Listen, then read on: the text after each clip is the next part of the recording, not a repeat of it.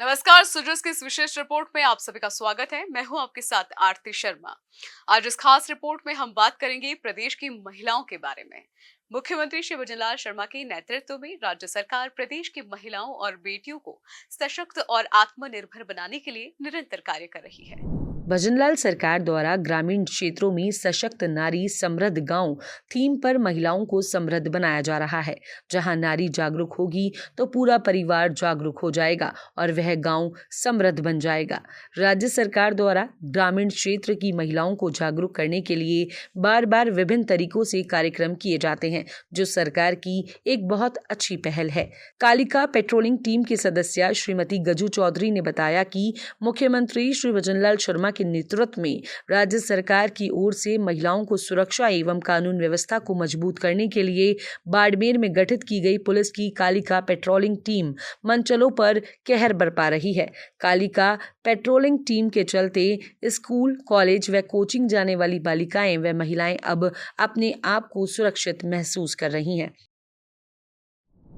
हमें सूचना मिली कि काफ़ी टाइम से दो लड़के यहाँ पे बैठे हैं, तो आते जा यहाँ कोचिंग सेंटर भी है नज़दीक और बच्चे भी आ जा रहे हैं, तो उनको परेशानी हो रही है। आसपास जो ये घर है उनको भी ये लगा कि ये यहाँ पे क्यों बैठे हैं, तो हमें सूचना मिली तो हम यहाँ पे आए। दो लड़के बैठे हुए मिले तो उनको हमने सूचना दी, कंट्रोल रूम और पुलिस कोतवाली आई।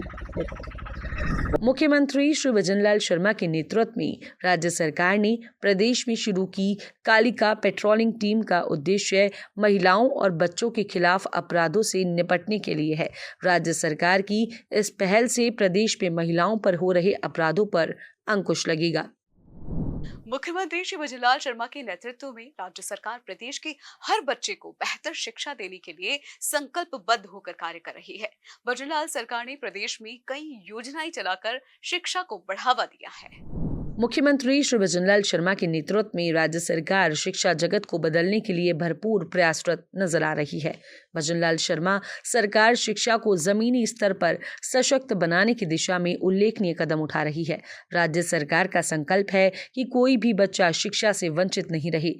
बाड़ी ब्लॉक शिक्षा विभाग के आरपी श्री सुरेश भारद्वाज ने बताया कि राज्य सरकार की ओर से शिक्षा विभाग में लागू की गई विभिन्न योजनाओं ने प्रदेश के शिक्षा क्षेत्र में महत्वपूर्ण बदलाव लाने का कार्य किए हैं, जिसमें शिक्षा का अधिकार अधिनियम के तहत 6 से 14 साल के बच्चों को मुफ्त और अनिवार्य शिक्षा का अधिकार देता है।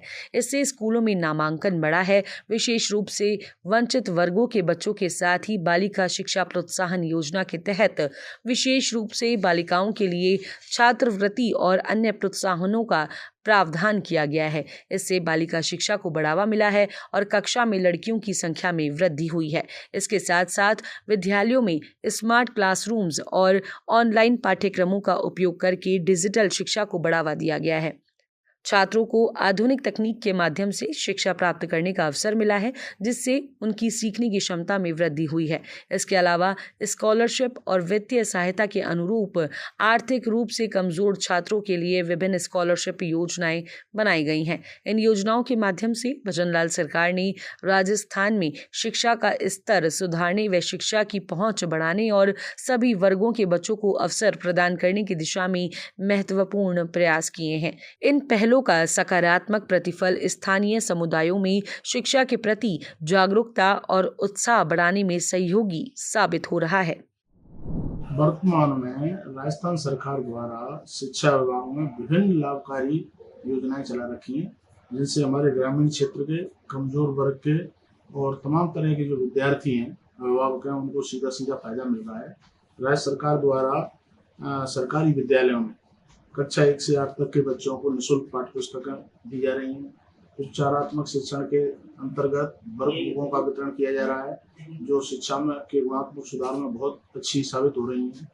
वर्तमान में राजस्थान में मुख्यमंत्री शिक्षित राजस्थान योजना के तहत भी बहुत अच्छी तरह से विद्यालयों में कार्य किया जा रहा है और विभिन्न प्रकार की जो योजना है उनके तहत जो हमारे विद्यालयों के मेधावी बच्चे हैं उनको विभिन्न प्रकार की योजनाओं से लाभान्वित किया जा रहा है, जैसे लैपटॉप वितरण है।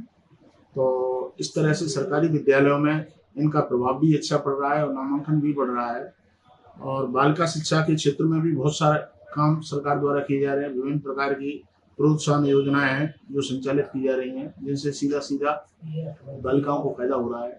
अभी हमारी राजस्थान सरकार के द्वारा सरकारी विद्यालयों में पढ़ने वाले बच्चों के लिए यूनिफॉर्म और बैग इत्यादि के लिए 800 रुपये सीधे उनके खातों में ट्रांसफ़र किए गए हैं। और इस तरह से हम कह सकते हैं कि राजस्थान के जितने भी हमारे सरकारी विद्यालय हैं उनमें अब पढ़ाई का स्तर बहुत अच्छा हो चुका है। डिजिटल माध्यम से भी शिक्षा दी जा रही है, ऑनलाइन शिक्षा दी जा रही है। एक मिशन स्टार्ट करके प्रोजेक्ट स्कूलों में शुरू किया गया है, जिसके तहत जैसे अगर किसी विद्यालय में कोई टीचर नहीं है किसी कारण से, तो उस विषय का शिक्षण बाधित नहीं होगा। मिशन स्टार्ट के तहत वो शिक्षा ऑनलाइन बच्चों को प्राप्त हो सकेगी। इस तरह से उपचारात्मक शिक्षण भी विद्यालयों में चलाया जा रहा है। जो बच्चे शैक्षिक स्तर से जैसे कमज़ोर होते हैं उनको उस कक्षा के स्तर तक लाने के लिए उपचारात्मक शिक्षण के तहत शिक्षण कराया जा रहा है। एक RTE एक्टिव एजुकेशन के तहत जो हमारे प्राइवेट स्कूल हैं तो उनमें भी हमारे गरीब अभिभावकों के बच्चे पढ़ें, उनके लिए भी 25% सीटें निर्धारित सरकार द्वारा कर रखी हैं कि वो अनिवार्य है प्रत्येक सरकारी वो प्राइवेट विद्यालय को 25% गरीब कमज़ोर वर्ग के विद्यार्थियों का भी एडमिशन उसमें लेना होता है और उसका प्रतिवर्ष सरकार भौतिक सत्यापन भी कराती है। उसी के आधार पर उन विद्यालयों को उन बच्चों पर खर्च होने वाली राशि का पुनर्वहन कराया जाता है। निजी विद्यालयों के लिए अभी माननीय शिक्षा मंत्री जी ने एक बहुत अच्छी गाइडलाइन की है, जिसके तहत निजी विद्यालयों को पाबंद किया गया है कि वो अपने यहाँ से न तो बच्चों के लिए किताब देंगे न ड्रेस देंगे, उसके लिए बाजार के लिए विकल्प खुला रहेगा। और उसमें ये भी उन्होंने रखा है कि कम से कम वो सामग्री यानी जैसे किताब हैं चाहे ड्रेस है वो कम से कम 3 दुकानों पर मिलनी चाहिए। राजस्थान सरकार ने गर्मियों की छुट्टियों में स्कूली बच्चों खासकर महिलाओं के लिए एक खास शिविर की शुरुआत की है। इसका उद्देश्य पढ़ाई के साथ साथ महिलाओं को रोजगार के योग्य बनाना है। राज्य सरकार के निर्देश पर अलवर जिले के रामगढ़ राजकीय उच्च माध्यमिक विद्यालय में शनिवार से ग्रीष्मकालीन अभिरुचि और कौशल विकास शिविर शुरू हुआ। पहले ही दिन 70 विद्यार्थियों ने इसमें रजिस्ट्रेशन करवाया।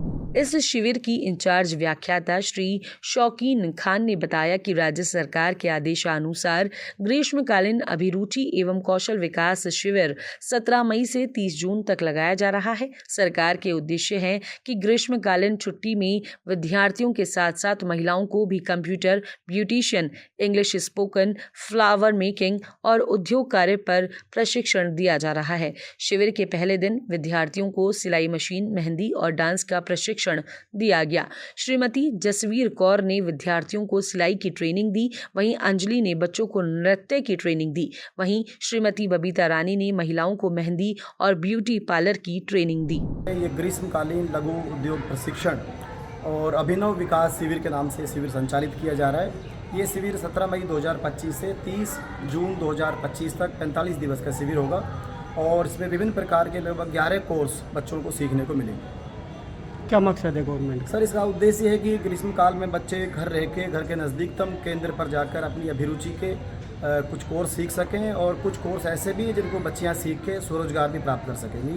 जैसे सिलाई का कोर्स सीख के बच्चियां स्वरोजगार प्राप्त कर सकेंगी, बच्चियां ब्यूटी पार्लर कोर्स करेंगी और बहुत सारे बच्चों को इंग्लिश स्पोकन का, कंप्यूटर सीखने का शौक़ होता है, तो शौक़ भी निश्चित रूप से इस उद्देश्य में कवर किए जाएंगे और बच्चों को सीखने को बहुत। कितने रजिस्ट्रेशन हो चुके हैं सर? अभी तक लगभग 70 रजिस्ट्रेशन हो चुके हैं और हमारा लक्ष्य लगभग 200 रजिस्ट्रेशन का है और हमें उम्मीद है रामगढ़ के क्षेत्र में ये पहली बार ये अभिनव शिविर चलाया जा रहा है, तो लगभग 200 बच्चे इससे लाभान्वित होंगे। मुख्यमंत्री श्री भजनलाल शर्मा के नेतृत्व में राज्य सरकार प्रदेश की ग्रामीण क्षेत्र की गरीब महिलाओं को आत्मनिर्भर और संबल प्रदान करने के लिए निरंतर कार्य कर रही है। राज्य सरकार के इस प्रयास ने साबित कर दिया है कि अगर महिलाओं को सही मार्गदर्शन और अवसर मिले तो वे न केवल खुद को बल्कि समाज को भी एक नई दिशा दे सकती है। ये पहल महिलाओं के सशक्तिकरण का जीता जागता उदाहरण है। तो सूरज के इस बुलेटिन में फिलहाल इतना ही। प्रदेश की तमाम खबरों के लिए जुड़े रहिए सूरज समाचार के साथ। मुझे दीजिए इजाजत। नमस्कार।